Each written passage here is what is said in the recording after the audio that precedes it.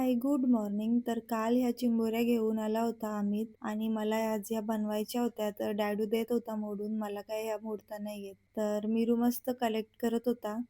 मग ते झाल्यावर लगेच मी त्या बनवायला घेतल्या कारण मला आज जायचं होतं जरा बाहेर. ते नंतर समजेलच तुम्हाला.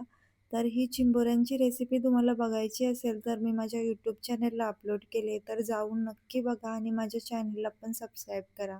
मग ते झाल्यावर मी घेतली दूध पोळी खायला आणि निघालो तुरब्याला जायला.